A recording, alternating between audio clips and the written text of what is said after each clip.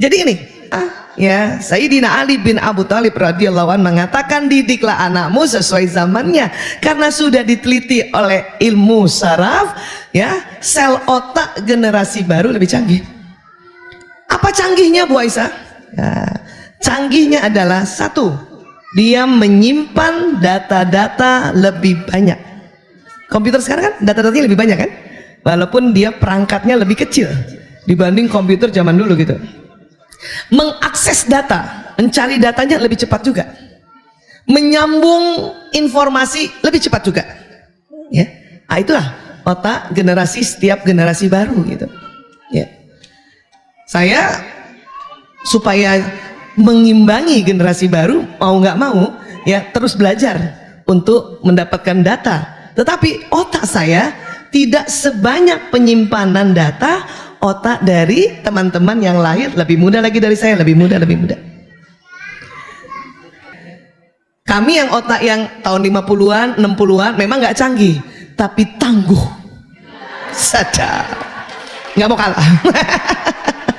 Tangguh, ya, tangguh memang. Nah, ini. Jadi semakin canggih zaman itu memang semakin sensitif perangkatnya.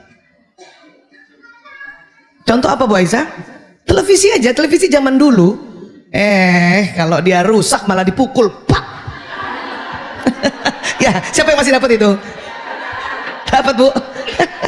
Kalau nggak pukul atas, pukul samping tuh. Iya nggak sih? Malah betul. TV sekarang mana boleh dipukul, tambah kacau dia, ya. Iya. Jadi semakin canggih perangkat itu semakin sensitif, ya, semakin padat semakin sensitif. Kenapa? Karena teknologi sekarang hasil karya otak zaman sekarang. Artinya teknologi digital ini hasil karya dari otak, ya, hasil pikiran, perenungan dari otak manusia era sekarang. Dan otak manusia siapa yang ciptakan? Allah Ta'ala. Jadi secara tidak langsung sebetulnya teknologi digital memang Allah maunya begitu saat ini. Untuk apa? Mempermudah kehidupan.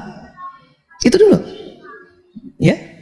Kebayang nggak sekarang kalau nggak ada teknologi digital, masih juga zaman kayak saya hanya dapat informasinya dari surat kabar. Kejadian kebakaran tadi malam baru kita tahu paginya, ya. Kejadian yang pagi baru kita tahu malamnya. Teman-teman mau tahu skincare terbaru, tunggu sebulan sekali majalah Femina Kartini datang. Telat banget. Apa yang terjadi di luaran sana, paling cepatnya dengar radio Republik Indonesia. Sayangnya zaman kita dulu lebih sering dengarnya radio Prambors Rasisonia. El Sinta. Untung sekarang El Sintanya radio informasi, ya. Itu udah nggak tepat saat ini karena kita mau semua cepat. Ya, anak-anak maunya di rumah saja, main di rumah. Kenapa? Udah nggak ada lahan. Makanya bersyukur anak-anak yang bisa sekolah di sini, lahannya begitu besar. Fasilitas yang dikatakan untuk bermain yang bukan digital atau bukan, ya, gadget gitu masih ada. Di rumah di Jakarta khususnya, ya Allah, rumah cuman 5 kali 10, 6 kali 12. Anak-anak mau main badminton di depan rumah, baru 2 kali pukul lewat motor, berhenti dulu. 2 kali pukul lagi lewat mobil, berhenti dulu. 2 kali pukul lagi lewat bakso, berhenti dulu. Kebayang nggak? Anak saya pernah, ibu-ibu, kita beli meja pingpong yuk. Terus saya bisik-bisik, nak, nanti kayaknya meja pingpongnya lebih besar dari meja makan kita, nak, karena rumah nggak besar. Itulah makanya mengapa semua permainan itu dimasukkan dalam satu media yang kompak, yaitu gadget. Anak-anak mau main layangan di mana? Ibu-ibu sih masih sering lihat layangan putus. udah jarang lihat layangan putus yang sesungguhnya. Bayangin sekarang ada di gadget itu permainan layang-layangan, coba di gadget itu.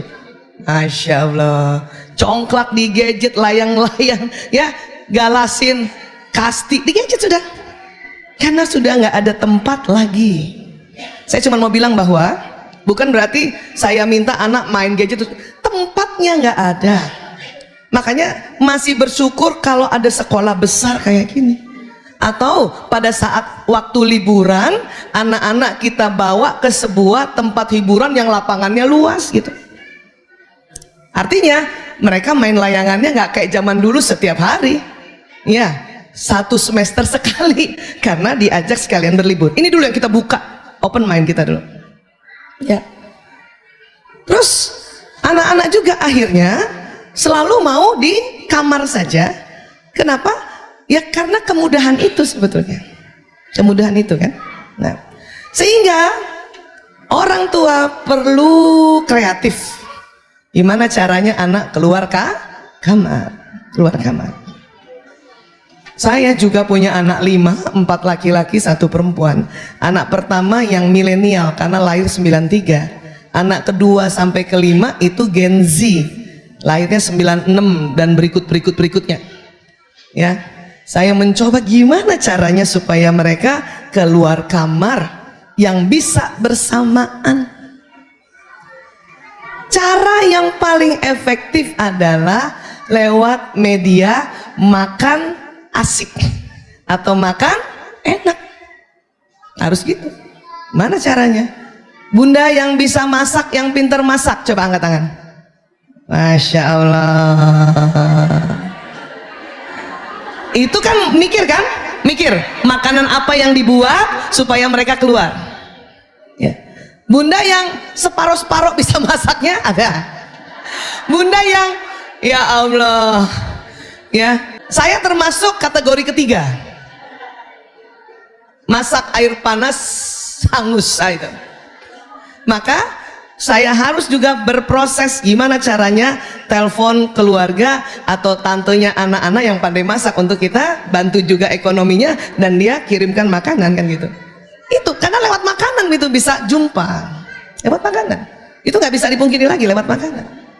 Lewat makanan saja nanti gadget hanya disimpan paling lama 30 menit. Iya nggak? Iya. Itu pun harus bikin peraturan. Ayo simpen dulu gadgetnya, kita makan dulu yuk. Iya. Kadang saking kebiasaannya kita udah kepengen juga pegang itu gadget, ya. Apalagi buat yang bekerjaannya selalu dihubungi lewat gadget. Termasuk kami dokter, ya. Apa-apa ada pasien kita harus segera lihat gadget kita ada apa dia. Pasien saya yang malah unik-unik lagi, pasien narkoba yang suka dikit-dikit bunuh diri, loncat. Ini kalau nggak dilihat beritanya, wah gawat ini. Tapi berupaya juga untuk tidak tergelitik untuk pegang gadget dikala makan bersama. Dan momentumnya cuma itu sebetulnya. Sama apa? Jalan bareng di mobil. Untuk apa? Pergi makan. Karena hiburannya cuma makan sekarang ini. Yang bisa sama-sama. Harus kreatif lagi nih otak. Apa lagi? Di mobil supaya anak-anak nggak pegang gadget, kita berupaya juga simpan dulu gadget. Ya, inget-inget mau cerita apa sama anak yang biar nyambung. Paham ya Bu? Biar nyambung. Kadang kita pancing pakai cerita lucu, garing. Apaan sih Bu? Apaan sih Bu? Kadang dipancing pakai cerita pekerjaan, males lah Bu. Gitu. Iya kan? Iya. Itu benar-benar satu tantangan buat kita, tetapi harus dengan kesadaran bahwa bukan karena anak mau membangkang, bukan karena anak nggak patuh sama kita, bukan itu, bukan. Semata-mata karena eranya, semata-mata karena kondisi lifestyle dunia, semata-mata karena ya kita berada di yang disebut zaman now, zaman yang harus semua serba cepat, serba mudah. Itu dulu disetting di otak. Karena di antara kita masih banyak merasa anak sekarang ngeselin banget, membangkang. Terus kata anak-anak apa? Aku kan nggak tahu mau dilahir sekarang, Bunda. Iya kan? Maka stop memberi label negatif, karena itu akan masuk di otak. Dia terjadi sambungan di otak nih, merekam omongan-omongan kita. Kamu nih generasi rebahan ya, udah gitu ngasih taunya sampai muka gitu. Otak ya, dia punya sifat nih, nyambungnya cepat. Satu, sesuatu yang lucu itu nyambung cepat ya. Sesuatu yang sangat menggembirakan nyambung cepat. Sesuatu yang sangat mengesalkan nyambung cepat. Sesuatu sangat menyedihkan nyambung cepat. Dan punten, sesuatu yang sangat porno nyambung cepat. Itu otak, kerja otak. Karena otak tuh senang sesuatu yang ekstrim. Kenapa? Sambungannya yang lewat zat kimia namanya neurotransmitter itu keluar kayak lem. Sekarang lem paling kuat lem apa? Korea. Semua Korea. Ya, iya, itu dia bagaikan lem itu.